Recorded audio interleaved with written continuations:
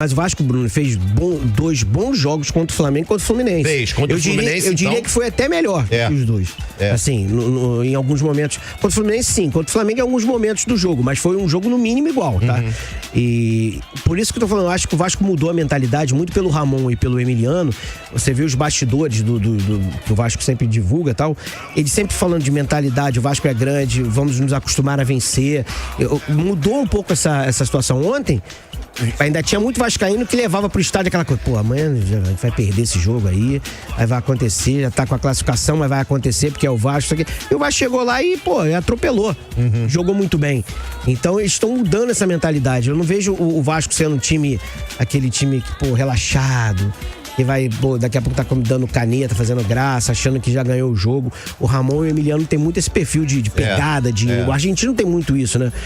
Então eu vejo muito esse time, cara. O Vasco tava ganhando 2-3-0, os caras apertando a marcação lá em cima e tal.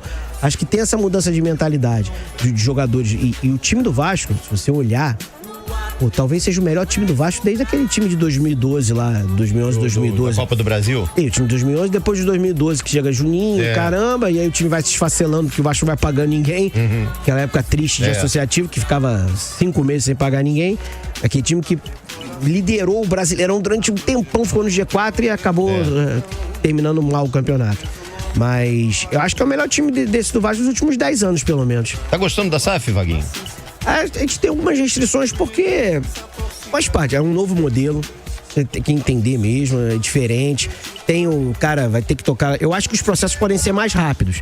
Mas entenda, é um novo formato que a gente tem que se adaptar do jeito a isso. que tava, não podia ficar, né? Do jeito que tava, não podia ficar, Bruno. Pô, você chega lá, o funcionário não recebia 3 meses, aí o cara não tinha dinheiro pra trabalhar, faltava, aí passava. O 13º salário no Vasco era pago em abril, maio.